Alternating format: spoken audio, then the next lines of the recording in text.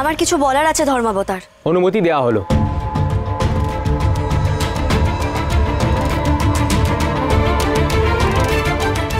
ধর্মাবতার, Guha farmer মধ্যে নির্ঘাত এমন কেউ রয়েছে যে কর্তা দাদুকে বদনাম করার চেষ্টা করছে, ভেতরের খবর বাইরে পাচার করছে, আর সেই খবর পেয়ে শত্রুরা আমাদের কালিমা লিপ্ত করার চেষ্টা করছে।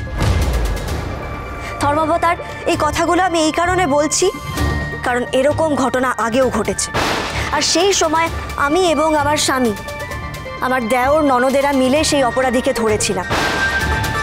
তাই আমার মনে হচ্ছে যে সেরকম ঘটনা আবারও ঘটছে। মিলট, তাহলে এটাই তো প্রমাণিত হলো যে গরিবরা বিচার পায় না, আইনের দ্বারস্থ হয়েও পায় না। As a lawyer you should know যে বিচার সেই পায় যার কাছে আছে প্রমাণ এবং যুক্তি।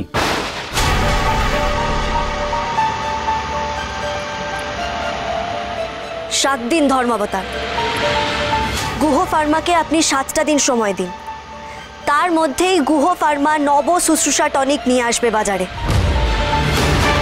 এবং সেই শুশ্রূষা টনিক হবে এখনকার টনিকের থেকেও বেশি গুণাগুণ সম্পন্ন।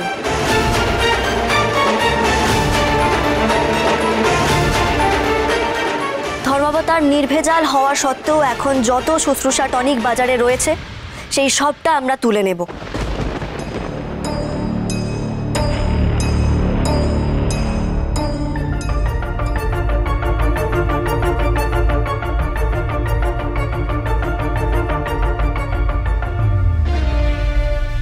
ধর্মাবতার, যারা নিজেদের ভুক্তভোগী বলে দাবি করছে, তাদের চোখে কি সমস্যা রয়েছে, কেন সমস্যাটা হয়েছে, সেই সব কিছু জেনে গুহ ফার্মা তাদের চিকিৎসার বন্দোবস্ত করবে।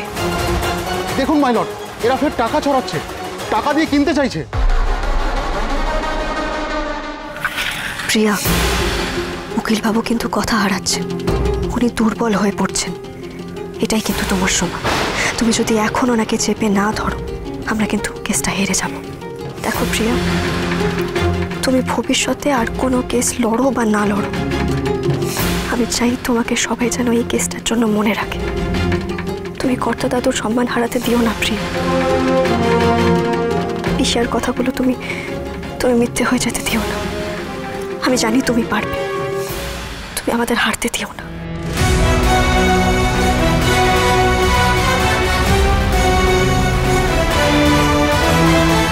কি ব্যাপার বলুন তো উকিল বাবু, আপনি তো ঘাবড়ে যাচ্ছেন কেন? না মানে আপনি তো এক্সপেরিয়েন্সড, আপনি তো কোনো দিনও কোনো কেস হেরে যাননি, সব কেস জিতেছেন। তাহলে আর আমার কেন জানি না মনে হচ্ছে আপনার গলাটাও কাঁপছে। কি ব্যাপার উকিল বাবু, কি হয়েছে আপনার?